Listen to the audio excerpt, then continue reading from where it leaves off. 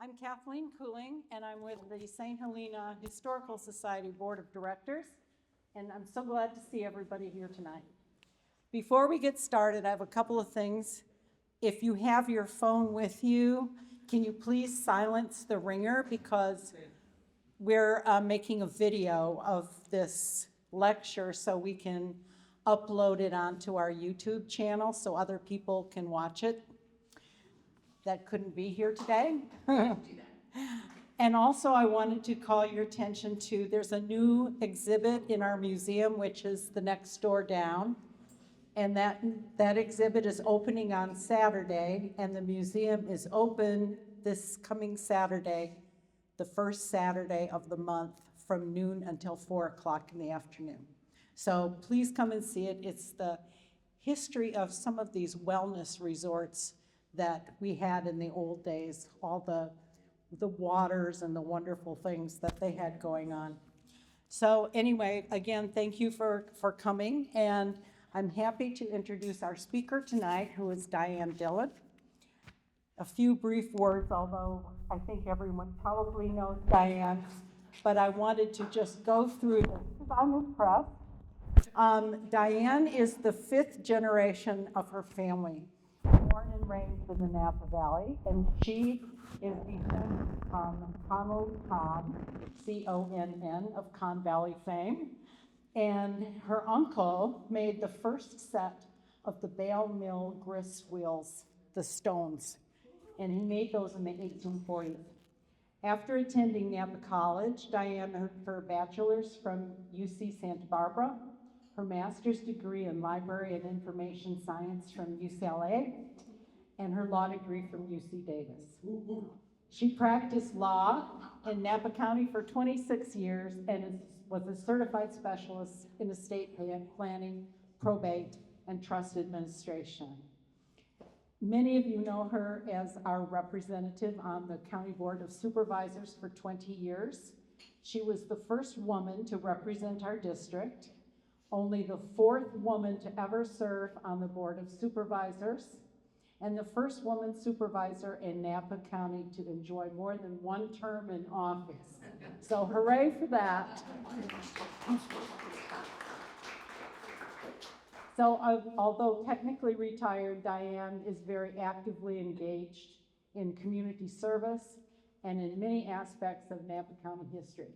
And today her talk reflects part of her original research on the human side of local elected officials since the early days of this area. And she's going to discuss some of the events that shaped what she calls our town's civic DNA. So welcome, Diane.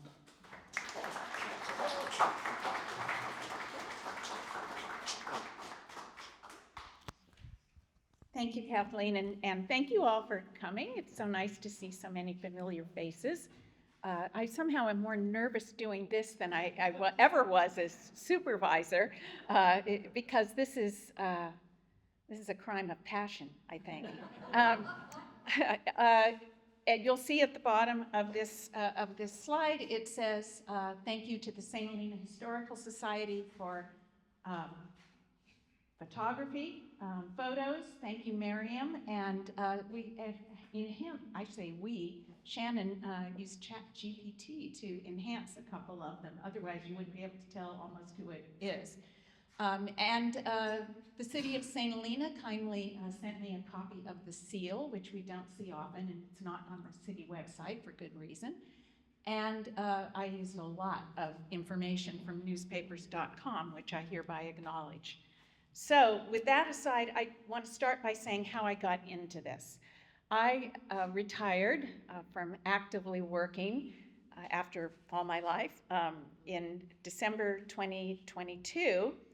And a few months later, Cindy Clerk, Cindy Zavopoulos, Cindy T, as we all knew her, I saw her at an event, the Vineyard Valley Tea, and Cindy said, Diane, I heard that you created a list of everyone who was ever elected to the Board of Supervisors, which I had indeed done over many years. And she said, I don't have a list of everyone who ever served in elected office in the city of St. Helena.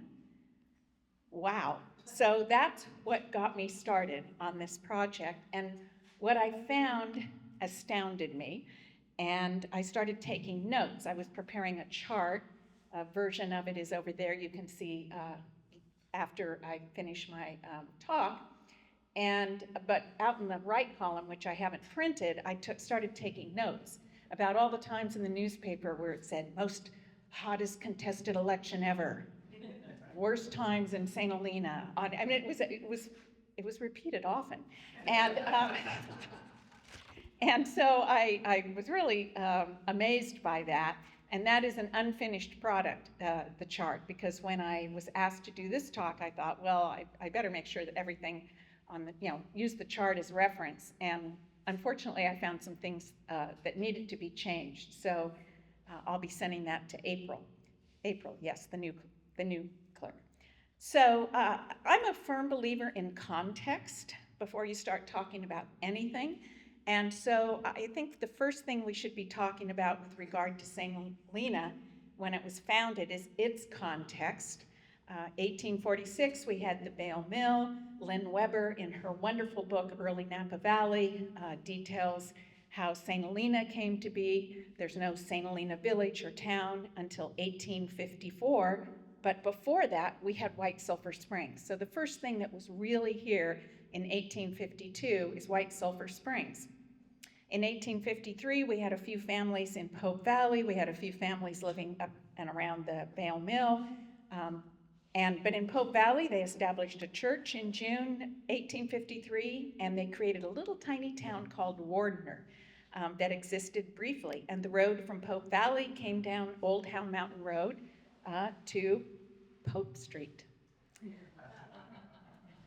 So St. Helena became a place in 1854 when two men bought 126 acres from Maria Bale. One of them, Henry Still, built a home and a store, and he wanted to start a town, so he gave lots to people that would establish a business.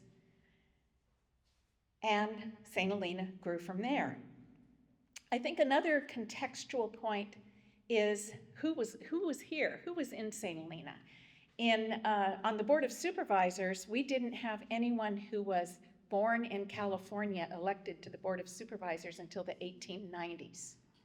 And similarly in St. Helena, it wasn't at the start that there were people from California because they were few and far between white gentlemen who could be elected to office.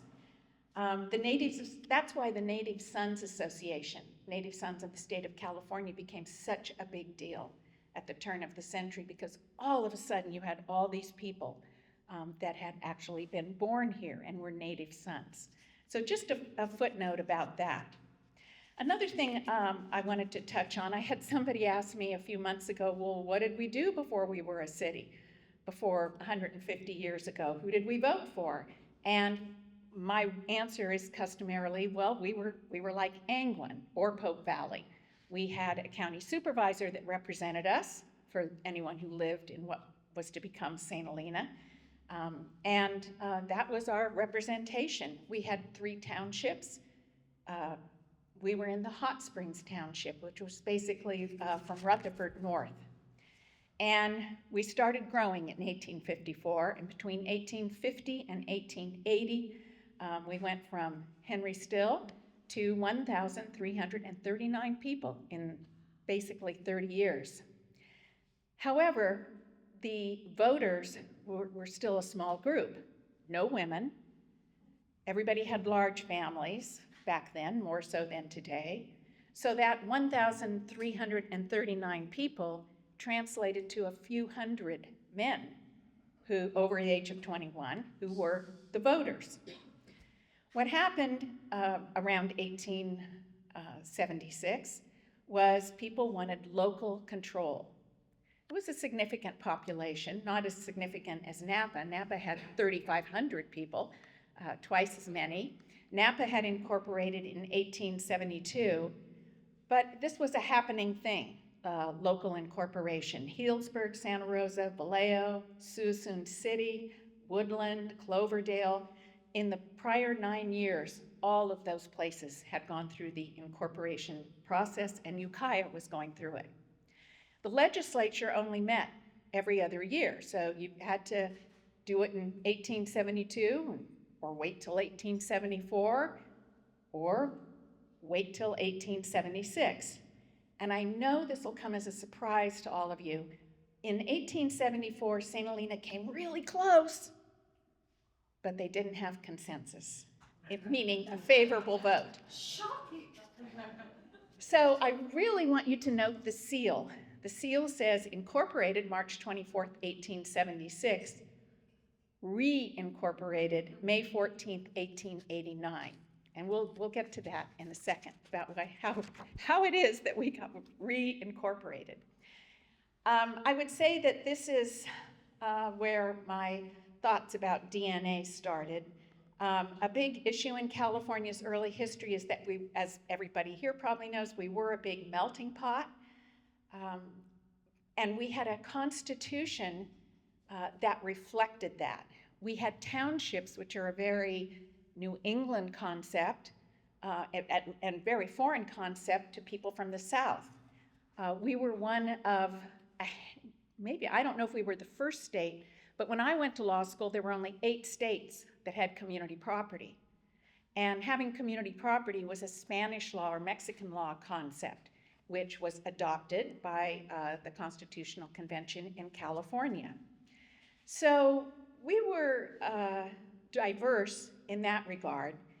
And then we had a very convoluted situation regarding slavery. In case, for those of you who don't know, we became part of the United States in 1846, but we weren't a territory, we weren't a state, and it was because Congress couldn't agree on the slavery issue because we were going to be the odd-numbered, next state would be odd-numbered, throwing the balance between free and slave states. So it was a constant discussion. It's why we had vigilante groups. It's why people took it into their own hands to have a state, have a constitutional convention in 1849 when we weren't even a state. And part of the reason I'm going into this is because the Constitution is the source of city power. That's where the powers of a city derive from, is the Constitution, not the legislature. So it's always important when you're discussing municipal law at the city level to remember the Constitution. And the other thing about Napa County and divisiveness is that we had a hotbed of Northerners and Southerners. Our first countywide Justice of the Peace was the secretary to John Gladstone. He was John Cripps, and he had this, I bet, this really nice South Carolina accent. And he had come here a few years before. If you want to know about John Cripps, there are letters at Princeton and Yale and the National Park Service. He was only here 3 years. He was our first Justice of the Peace, but he's representative of the kind of person that was attracted to the Napa Valley. Napa Valley was the most northern settlement in 1846 before you got to the Willamette Valley, in terms of a place having a church or a school or households with children. There were many indigenous people and there were mountain men, but we were really the northern border. And this was a place where wealthy people loved to come from the get-go, White Sulphur Springs. The Hitchcocks, Lily Hitchcock from San Francisco. Lily was a spy for the Confederacy at one point. She had been raised in the South. We had a Confederate flag raised in Childs Valley. And during the Civil War, we had 2 newspapers in Napa, pro-North and pro-South. A town of 3,500 people, not even then. Interestingly, the Southern publication, the pro-South publication, ceased publication the day that Lincoln was assassinated. So I'm going to move along now, but I really want to underscore how crazy it was that we had this diversity of Northerners and Southerners, especially more than many other counties, and lots of them more in St. Helena than Napa. So a lot of people that were wealthy. We had the second local railroad in the state, thanks to Sam Brannan. but we had dirt roads everywhere. We had no sewer system. And cities were smellier places than we know them today. So if you could afford it, you moved to the country or a small town like St. Helena, where everything was a bonus. So now I'm going to call my attention to the electeds, but I just want to add, we had a lot of electeds along the way that I haven't included, including we had an elected library board for quite a while, but I'm not covering them today. So Napa had come into existence. We had the city of Napa incorporated, and we thought we should do that too. And so, as you can see, the shall we incorporate? Star started printing things to entice people along this line, and things moved quickly. On February 10th, there was a meeting at the National Hotel, largely attended, 3-1 in favor of incorporation. They drafted a bill of incorporation and fixed boundaries, and we're going on the verge of sending it to the legislature. And then some people said, oh, we're not so sure about that. And they had a boundaries committee meet to determine the boundaries. And there was a fellow who, they had another meeting. He came to the meeting with a description of boundaries. And this is what we look like today. This is what we looked like in 1876 as the proposed city, except for this little area where Arrowhead Drive is, this where the sewer plant is, and then this part of Old Hell Mountain Road. It was huge. And just in case you're doubting that, this is us. This is Napa. St. Helena is as big as the area from Trancas to Imola. But they've got 60,000 people living in that area. We don't. Just an interesting fact, because it plays into some of the controversy later on. So how was the Star going to convince people that we should become a city? Well, they said, we can have an inexpensive managed corporate government, like they do in that other county. I'm not sure which county that was. Trustees can serve for nothing. And in those days, they were not called council members, they were called trustees. It was a board of trustees. And the constable could do double duty as the marshal. So people were being convinced to vote for this so that, because it wouldn't cost them very much. And they were on their way to doing that when Charles Krug showed up and said, I don't know, I really, this is before the final, when his hill hadn't been included, he came to a meeting and said, I really want my hill included. And his hill, he meant was the CIA property and going back up to York Creek. So I apologize, that was added. And then he said, okay, I'm gonna vote for this. I'm all for it. And he was asked why he wanted to do that. And he said, well, it'll be a lot more valuable if it's in a city. I can sell it. Just saying. And so they got people to agree. The trustees were to receive $1 each annually. The tax couldn't exceed 25 cents on $100. And they held a little local election. It was just people meeting in a room having an election, and they said, no, I don't think so. And so they went out again, and they came back, and they said, all right, we're going to make the limits of taxation be 15 cents on $100, and there is no tax on wine. Now, I got to tell you here, St. Helena had something like, if you going north from Zinfandel, there were 17 wineries. It was an epicenter of wineries and the wine business in Napa County. So they got exempted from tax. So they finally, there was a comment about, from the newspaper. The newspaper is just so great to read during these times. Quite a lively time voting being had. And regarding Crane and Krug, Crane wanted to be included too, and Krug and others, even the already large boundaries are yet going to be expanded. So on it goes, back and forth, but finally they get to a place where they vote and it's approved, and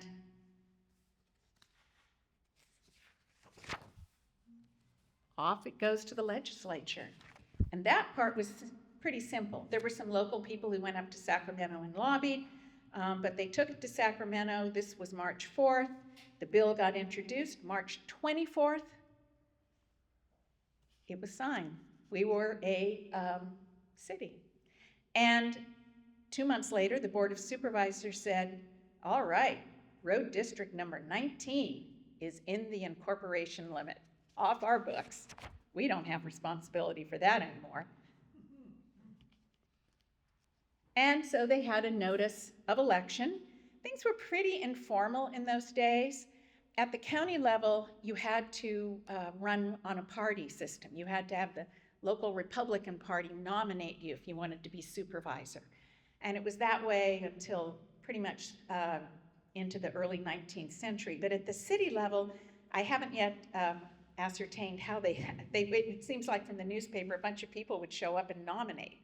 And they might nominate one person, or they might agree to nominate 5. So that remains to be researched. So I just wanted to point that out. It seemed pretty informal. So just before we leave this part of incorporation, I want to remind you again, inexpensive, economically managed corporate government, trustees serve for nothing. So this is how we got started, folks.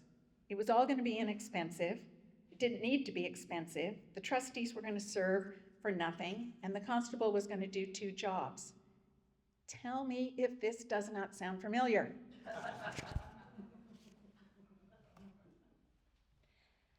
So I'm not going to go over all 175 people who have served on City Council, Board of Trustees, but I thought I would identify the first 5, and we don't have a photo of Steve Taplin's ancestor, Daniel Hunt, but we managed to have photos of the first 4. And some of them went on to higher office, but they were a diverse group. And I want to talk about them for just a second, because they were representative of the people that were living here, of the people that were engaging and establishing us as a city. George Fountain, he was the highest vote getter. He had born in New York, 1849, got on a boat and sailed for San Francisco, but he did not go up to the gold country. He kind of like Sam Brannan, although I'm pretty sure not that aggressively, he started getting into business. He got into the hay and grain business, and then produce, and then he had a store in Sacramento, and then he looked around for a place to settle, and he ended up buying a 50-acre farm on the southern town limits, within the town limits of future town limits of St. Helena, and he planted a vineyard and was a viticulturalist for 40 years. He served on the first council for 1 year, and then he went home. Or, never served again until 1884. He came back for 8 years later, he came back for another 1-year term, again having received the most votes. And then in 1898, he came back for 2 2-year terms. He represented the agricultural point of view of the community on the city council, and that was a theme that ran for many, many decades. You would hear someone referred to as being the agricultural voice. Again, I'd call your attention to our city limits. Only 1,000 people and all that agricultural land. Those folks needed to feel represented, so they were. There were some interesting things that happened as a result of that. There were times when the farmers said, what do you mean we're going to pay a tax for sidewalks or roads we're never going to drive on? But they managed to get past that. Henry, or maybe Henri Pellet, you all know him. He's iconic in the wine world. He served 7 one-year terms on the Board of Trustees, 4 of those years as elected president. He was very, very popular. And I dropped a note in here that one of the places he worked was at Edge Hill Winery, founded by Erasmus Keyes, very good friend of Jefferson Davis. I'm telling you this, there is this Southern influence here that was unbelievable. Henry was a very popular fellow. He went on to serve 5 years on the Board of Supervisors, a 1-year term and 2 2-year terms as the Board of Sups shifted in their what constituted a term. And he had a year in the California State Assembly representing us. And we all know he came from Switzerland. David Cole, born in New York, got married, went to Michigan, got married in 1849, came across the plains, went to Placerville, made enough money to buy a big farm near Woodland, and then in 1864, he bought a farm on Pope Street and became a hops grower. He served 5 one-year terms on the Board of Supervisors, the Board of Trustees, including 1 year as chair, and he lived to be almost 80, which was kind of remarkable. And then we have William T. Simmons. He was a native of Illinois. This is the only photo that we know of him. He volunteered for the Civil War at the age of 18, and he won a medal for meritorious service. It was the only medal that was offered during the Civil War. And he was in 36 engagements and discharged in 1866, came to California, settled in St. Helena. He was a carpenter and a contractor. He helped build the Presbyterian Church, and he built a home at Oak and Madrona, and then he later moved to Calistoga. He also served as our Justice of the Peace in the township. He was involved with the activities to eliminate Chinese from St. Helena, but that is documented, but he wasn't the only one. When I read about William Simmons, I thought he was a pretty good guy, and otherwise. And then Daniel Hunt, he lived to a ripe old age. And he was born in Massachusetts, really well educated, came through Panama in 1850. Again, he didn't start working in the gold fields. He started working as a farmer and a dairyman, and then he came to St. Helena.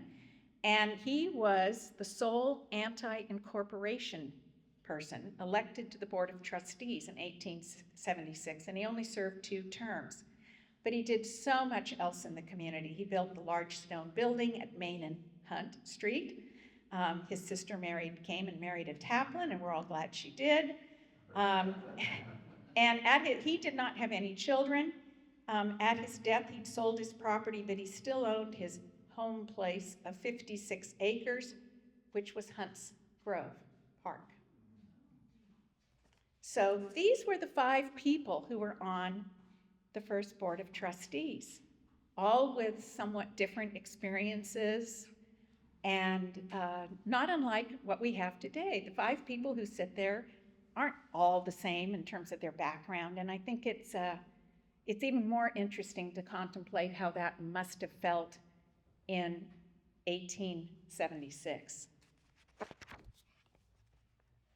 Talked about the voting process. I just want to add that we didn't have voting booths and official ballots until the 1890s. It was just a very easygoing, unstructured situation in terms of local elections. I want to talk about the big picture of our governance. And it wasn't always called a city council. It was started as the Board of Trustees, 5 people, 5 men, until Greta Erickson in 1974. The president was the equivalent of the chair of the board. And so in the first few years, the 5 would get elected, and then they'd elect a president, equivalent of a mayor, from within the board. And they had 1-year terms. And we were one of the last places. Calistoga Incorporated and other places, Healdsburg, and this every year doing this election and potentially changing who was serving was not conducive to good governance, I'll just say. And it created a situation where it was more about who was going to get elected next. They only met one time a month. So there was no ability to really start having plans and what they were going to do with the city. So in 1889 is when they finally went to 4-year terms. Still had a mayor that they started using the terminology mayor, but it was still somebody who was elected by the board. We also had an elected treasurer and an elected marshal, and later on we had an elected clerk. Although the first election for the elected clerk got thrown out by a judge because the person was elected by a plurality, not a majority. So it's been a lot of ups and a lot of downs and a lot of structural change in our history. In 1974, we changed when we voted, and in 1980, we changed it again. They happened for good reasons, but I think it creates confusion for the voters when these things happen.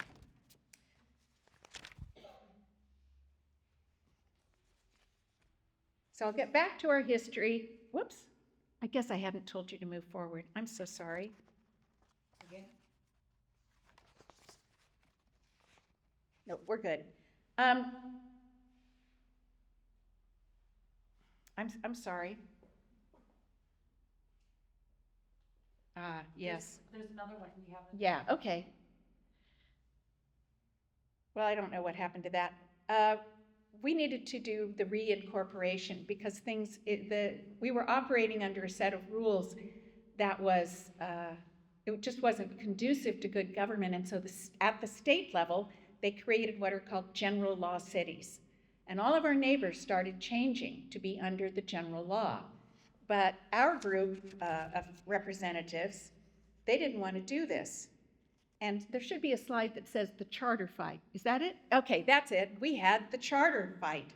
The charter fight went on for 5 years. All these other cities are changing to be general law cities and get rid of all the odd things like you can't put aside, the city councils or the board of trustees authorized to put a sidewalk in, but only if the property owner pays part. I mean, you can imagine how few sidewalks they had. There was a very interesting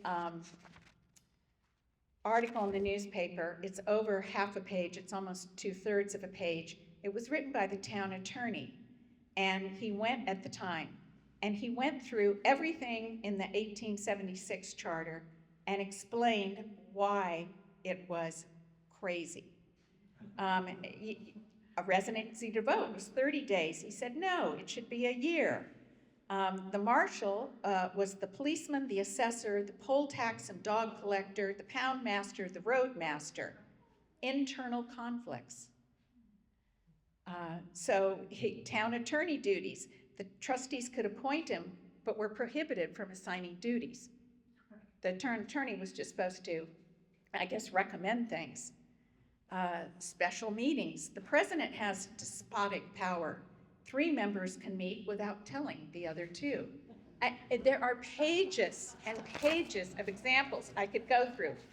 It was not a good scene, but it took us 5 years of voting before. One more. I'm so sorry. It's okay. Yeah, that was it. I'm sorry. It says the rival charters. Yeah. There were 2 along the way. People said, "Oh, well, we don't want to." They went to having 2 charters, and this was when this is a slide that shows what the attorney wrote in the newspaper, and he concluded with saying, "There are more arguments, yea, hosts of them, where these came from." So, finally, in 1889. They got it done. And then, as you can see up in the upper right, the most interesting election ever held in St. Helena. Well, it really was only the 13th election they'd had, but it was the most interesting. And the newspaper had been on them to do this forever, and so they were pretty confident before the vote. And in the lower left, you see the old charter advocates will suffer a Waterloo this year. So lots of good discussion going on. By 1900, the paper was writing, the inhabitants of St. Helena seem to be one happy family just now, and a fuss cannot even be stirred up over a town election. This election, referring to the March 1900 election, will be the most quiet election ever held in St. Helena. And then we move to 1908. And you probably recognize these photos. This building was built by Louis Pritchard, who's my first cousin, 3 times removed, full disclosure. I think, when Cindy asked me if I would prepare a list of all the electeds, I said, oh, sure, and I was preparing the list and making notes, and then I got to this, and I said, oh my goodness, it was kind of unbelievable. Next slide. This was the headline in the paper. So let me tell you how he got his, he got elected in a queer way. There were 5 people. They were elected, 3 of them in 1 year, 2 years later, 2 others serving 4-year terms. And so if you'll pardon me, I have to read from the newspaper article because it's just written so well. The Board of Town Trustees held its regular, underneath this heading, it goes to say, the Board of Town Trustees held its monthly meeting Tuesday evening. There was unfolded a well-laid scheme that was farcical in details and result. Early in the evening, there were whisperings something out of the ordinary was going to happen. The town hall was packed with well-filled with interested citizens. All the members of the board were there except Trustee Forney. So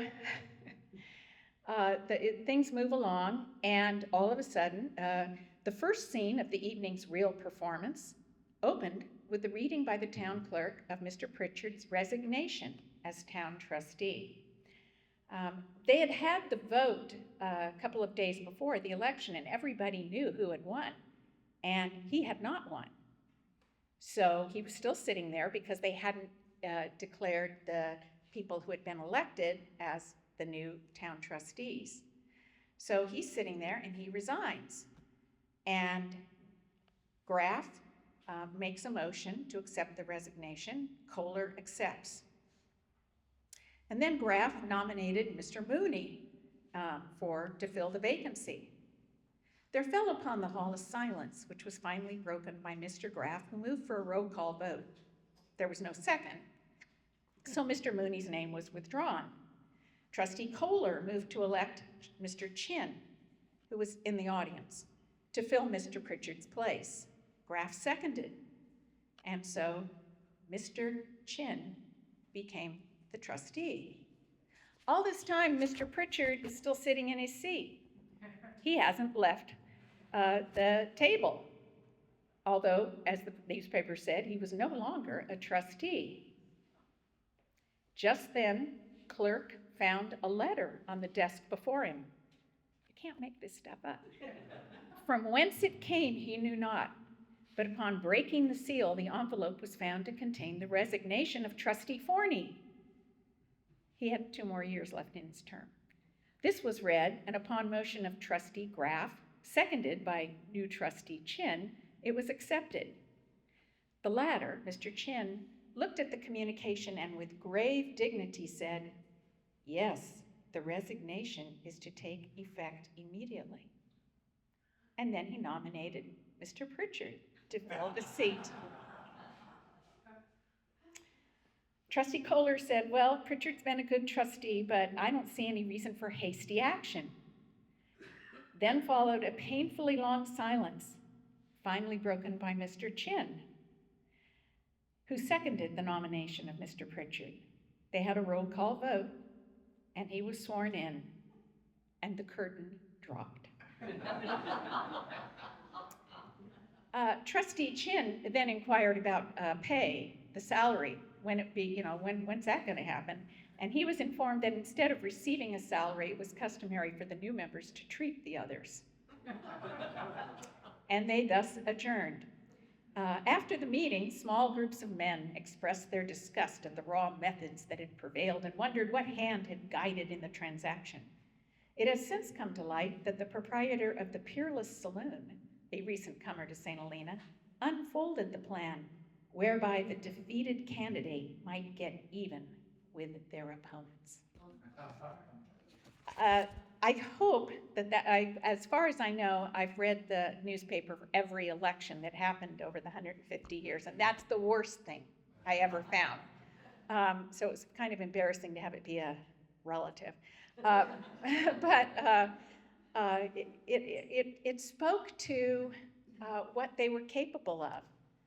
And Mr. Kohler, who was referenced in the next year, 1909, passed away, and they had a half dozen good names submitted, but the four remaining could not agree. And so they went on for almost a year with just four of them making decisions because they couldn't agree.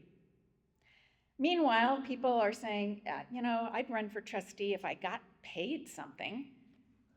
And in 1912, we have one of many votes where salary proposal was defeated, 254 to 130. But the other thing to note here, totally separate from what was being voted on, was 60 people were recorded as women voting in the election. So a high note there. So we move along. We have many times when we still have the hottest election. I've got a chart that I started making for Cindy. There's a sample of it over there on the left if you want to look at it to see ultimately who the 175 were. I want next slide, please. This is the first time that I noted that a woman ran for office, Ivy Lober. And for those of you who don't know who Ivy Lober is, she started the Napa County Historical Society. She is just really well known as a historian in the 30s and the 40s in Napa County. And she did pretty well. She didn't make the top two, but and this was one of these elections, as you can see, that's referred to the hottest election ever. Fast forward to 1970. I don't know where I am on my time. They were starting to have kind of a hard time getting people to apply for this job. They didn't have a city administrator. The responsibilities were increasing vastly. And the other cities in Napa County and around in other places, they all had hired more city staff to handle that, the burdens placed on them by the legislature, etc. But St. Helena in 1970 elected Mr. Rhodes, Mr. Kovakovic, and Mr. Smith. Mr. Rhodes was well known for famously saying when they were proposed to have a sewer update, he had come pretty recently to town. The new users shouldn't pay for the old users' infrastructure. That's how divisive it was. Even in 1970, it was like, that's their problem. No unified sewer system. But they were getting $100 a month, but it was still a pittance. The other two, Coffrin and Smith, sorry. Coffrin and Kovakovic. Coffrin was also on the board with them. Councilman Ross Coffrin, this is in 1973, thought tourism was a detriment. Councilman Kovakovic agreed with him. Ivy, another council member, thought the area could support more tourism-oriented facilities, another motel, maybe more restaurants. Ivy said another factor was the pressure from people mainly retired who do not have to work but just want to live here. This is an attractive location, and because of that, there is more need for regulation, he said. All of that is exactly what we're hearing today, folks. It's astounding that this is 1970, and that's what's going on. The 70s were tumultuous also. You want the slide of Yes. roads and Oh, I forgot to tell you to advance, I'm sorry. There they are, there's Mr. Rhodes. Yeah, sorry about that. And ultimately, Mr. Kovakovic and another councilman said, we don't want to be here anymore because this legislature has passed a law which some of us know as filing a Form 700 where you have to report your business interests. So they said, we're out of here. We're not going to tell anybody what we own or what might be a conflict. But the other good thing that happened in the 70s was regard to Greta Erickson getting elected and becoming mayor. When it says she was elected mayor, that is again is the 5 members of the council electing her as mayor. And the story about how that happened is really wonderful. I think Greta relished telling that story. She told it to me with great happiness and just, it's a great story. So what happened back when the radio station existed, KBON, well, it still exists, but in the way that it was back in the 60s and 70s, all the candidates were invited to show up. There was a shared mic. They each told what their platforms were, and then you know, they could ask questions. So it was Greta and a bunch of guys, and Greta said to the guys, now, you know, we have a tradition in St. Helena that we are, whoever gets the most votes is who the others elect as mayor, and it was indeed a tradition. And she said, is everybody still, you know, up for that? And to a person, these guys all said, oh yeah, oh yeah. And Greta said to me, they all thought they were gonna get the most votes. Well, you know who got the most votes. Greta did. And it was a great moment in St. Helena's history as far as I'm concerned. But I will say, one of the folks who had said, oh sure, was John Aquila, and he refused to stand up and recognize Greta when she was voted in as mayor. And he also came up with his own solution. 2 years later, he had put a ballot measure on the ballot to have an elected mayor. Retribution again. So his solution, and he said, people should be able to seek candidates who they know have the background and reputation for good, sound fiscal management and will provide them with the leadership they deserve. So those are some highlights from our 150 years of having elected folks on our at the local, very local level. When I said this forms our civic DNA, I have to tell you, I mean, I worked on compiling this list of the 175 off and on for almost a year, and I came up with a DNA summary. 1, why the Brown Act. We represent a good story of why the Brown Act was enacted. The Brown Act is the thing that says you can't talk to more than one other person on the board or committee that you serve with. You know, the Pritchard story exemplifies that, but that was the most egregious situation, but it wasn't the only one. And then we have, my next DNA item that I identified was adversity to change, but I'll let you be the judge of that. And then penny wise and pound foolish. There's a litany of other examples of this going on for the last 150 years. And I submit to you that it's exhausting. I think we all feel that. And I hope we can spend more time in the future coming together. So I think there's a number of people here who have served at our elected office.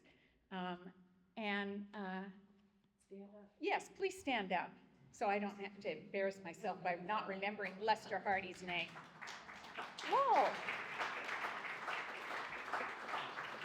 Gregory. Thank you. And Pat, you weren't elected, but thank you for stepping up and serving. So with that, I will entertain questions. Steve. Just a little point of clarification. At the time, there was a little friction going on between the former city council before my mother and my mother. But years later, in John's defense, years later, he was older, before he passed away, out of the blue one day, I mean, this is like maybe 10 years later, he calls my mother up in the middle of the afternoon and says, Greta, I'm sorry. Oh, wow. And it was beautiful. That is beautiful. Thank you for sharing that. You go, John. Leslie. The first 5 trustees, George Fountain. I asked Mary Stevenson recently why, if she knew why the project going in, the housing project between Mills and Dowdale on the highway was called the Fountain Project. She didn't know. And I said, well, because of the Fountain Winery, which is down in Dowdale. And now I know whose it was. Yes, yes. Thank you. You're welcome. Anybody else? Can you tell me why, I think there's this little piece on the south side of, on Zinfandel that is not part of the city? There's this little chunk? Yeah, that's the, I believe this, any of the current or former electeds, or I think this represents our current borders. So it doesn't go down Zinfandel. Yeah, it doesn't go down. Okay. Oh, you're talking about the Zinfandel subdivision down here. Now that's in the county. Just in the county. Yeah. And gosh, you know, they are on sewer. If they come in, are we gonna make them pay for upgrade all by themselves? They're gonna make it their own. It's just like the sidewalks, if they're using it, they're gonna pay for it. Steve? Could you elaborate a little more on what people were expecting from incorporation? What did they think they were gonna get? Why would they? Oh, well, they just didn't want to pay much tax, but they knew they needed to have tax money raised to get the city streets paved, to get sidewalks. They wanted those things. And the water situation was becoming one where they needed to have a more established, secure system. It's why York and it's how those properties got into the city limits, which were really way out, away from Main Street. It was so they'd be part of the water system.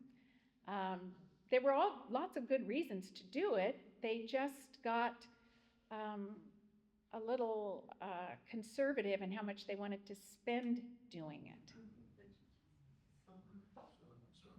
Shannon. When did reforms happen where elections started staggering terms so that there was institutional memory? If it's correct as an opinion that an entire slate of 5 was elected at once. Only till 1889. Oh, okay. Yeah, that was part of the big reform movement was that was happening statewide was that we needed to have staggered terms. I can't say how much institutional memory evolved in our situation. People were paid a pittance.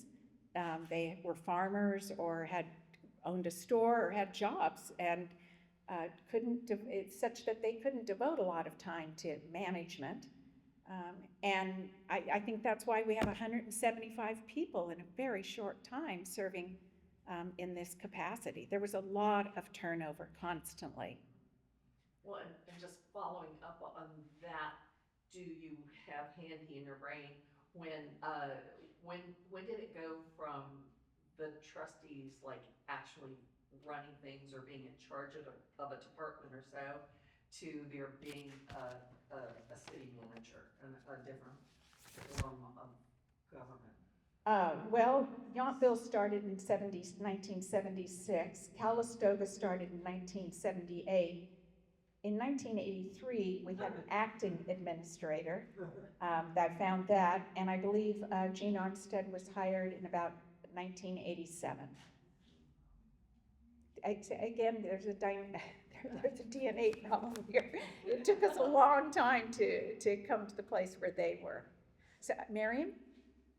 There's a slide there where it says, in 1912, there were 60 women who voted, but the women didn't get the right to vote nationwide until 1919. Wow. So how did that happen? Oh, because in California it was 1911.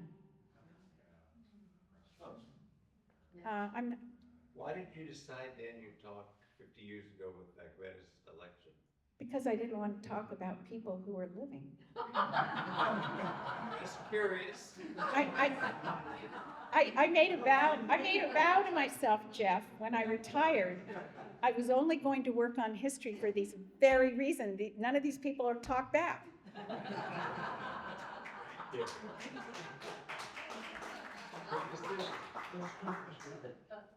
Hey, Lowell. One of the interesting dynamics that has evolved for many years, the city treasurer was an elected position. And it was quite challenging because I can't remember his name, right across the street from City Hall. Greenfield. Who? Greenfield? Oh, anyhow, was there for many, many, many years. He was the city treasurer. He was elected. And the interesting thing about it, in those days, without a city manager, the mayor's responsibility was to sign the checks and purchase orders for everything. So it seemed like and he kept the checkbook. So anytime I needed a check to sign from the employee, anything, I'd have to run over there and ask him and say, how many do you want? And he'd only give me 4, or whatever I needed. I mean, it was just back and forth. But I have to say, admired him, that did not work very well at all. And he took the initiative to make the position and appointed by the council at his own initiative. So that was a big step forward. In 1984. Yeah. Anyone else? Oh, I'm Lorraine. In the 90s, when I was younger, I was walking for a school bond, and a gentleman on his race and knocked on the door. People used to open the door more often then. And I told him what I was doing and why. This is to your infrastructure story about the new council member. And he slammed the door in my face and said, "We took care of our children, you take care of yours." That theme was shared by many. Yes, yes.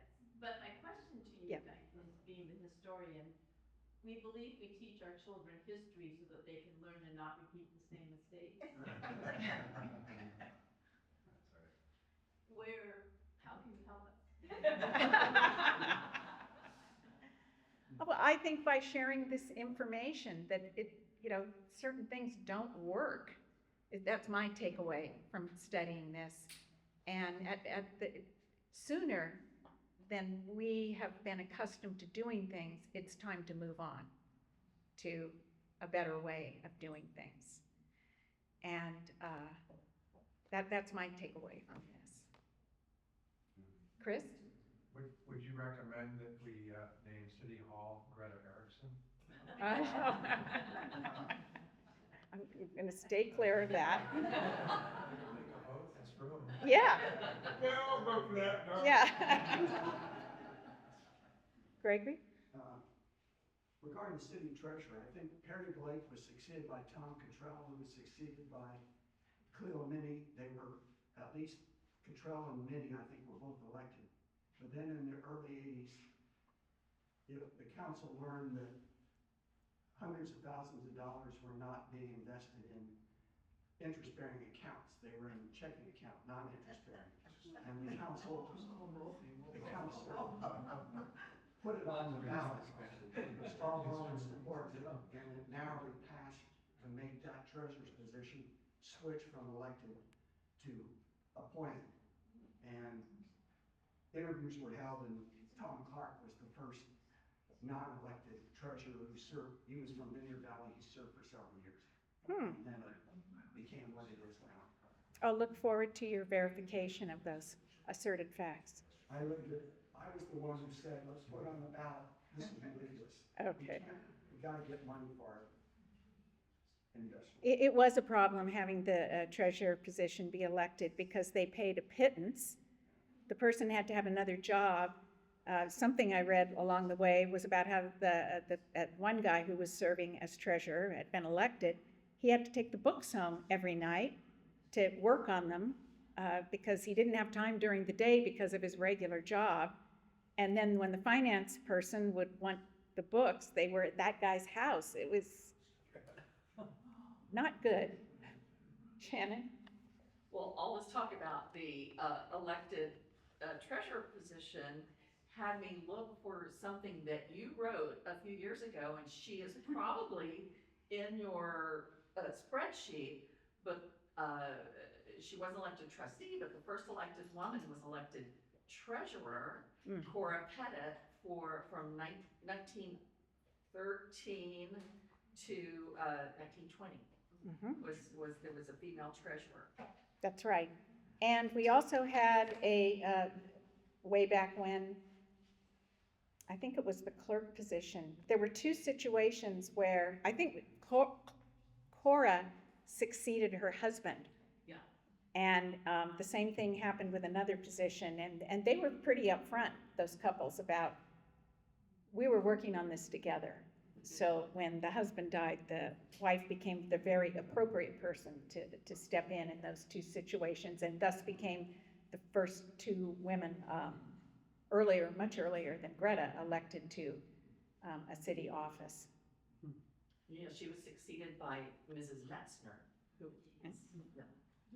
Do you have any clue how we stacked up against Healdsburg, Calistoga, Solano, any of the other small towns, and the way we progressed this way? Was this very odd, or was it very similar, or? No, any idea? it was slower than them. There are letters and commentary in the Star where they would write and say, Calistoga already did this, Healdsburg already did this, why can't we? And whatever, it wasn't every week or month or year maybe, but it was in there more than once.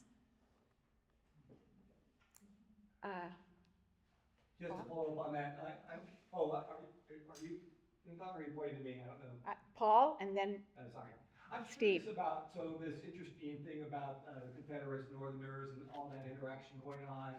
I kind of knew vaguely about that, but I'm curious whether you think that influenced the naming of the street in Calistoga. That's very rare if you look throughout California to have Washington and Lincoln back at that time. I'm just wondering if there were more bright people in Calistoga at that time. Sorry. They have someone in Calistoga wrote a book, a small book about all their streets and the source of the names. So I don't know.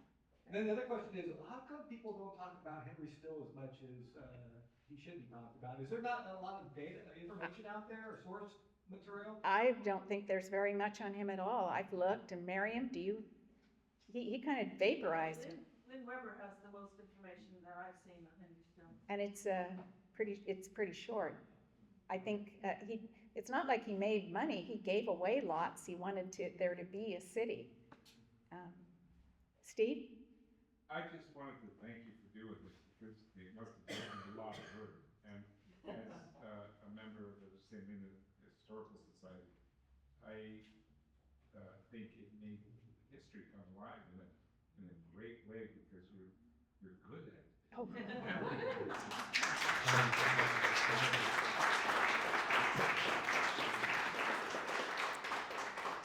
Thank you.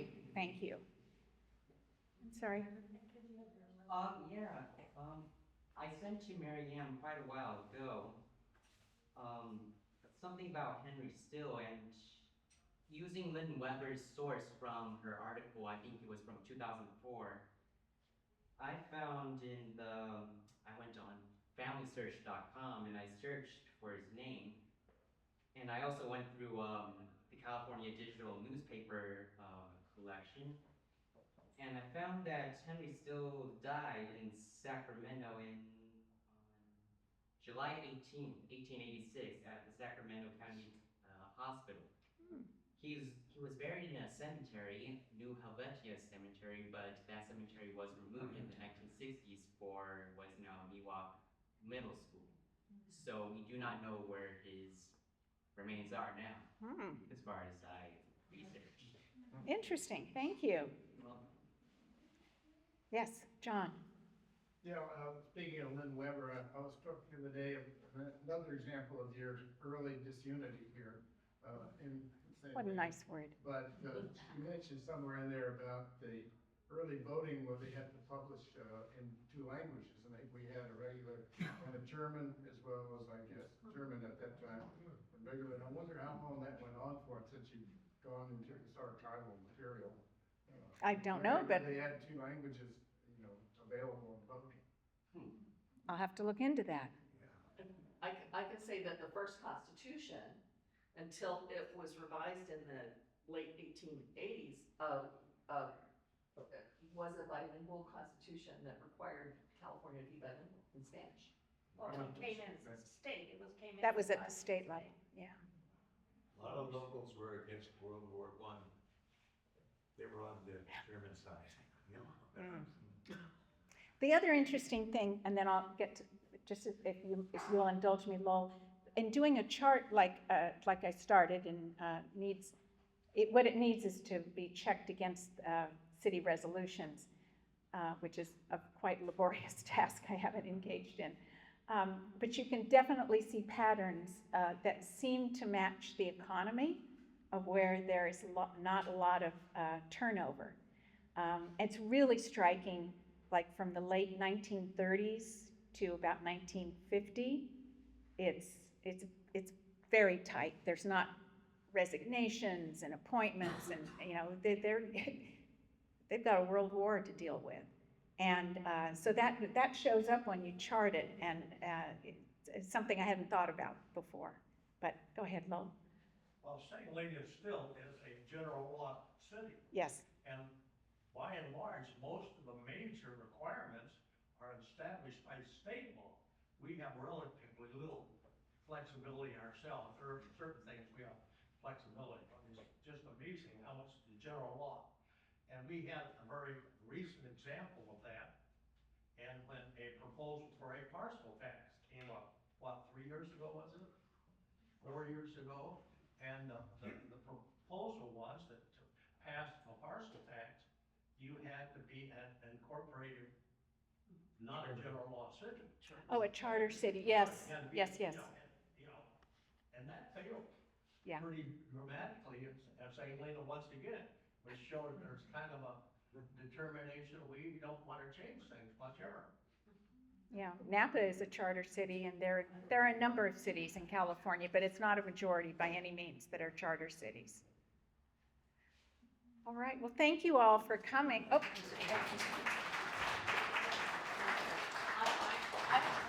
One last comment. I would really strongly encourage you with all this research to do an article that's about the DNA with all those conclusions that you were able to come to, and that would be an excellent way to tie this up. Speaking as a biologist, I think we need some mutations.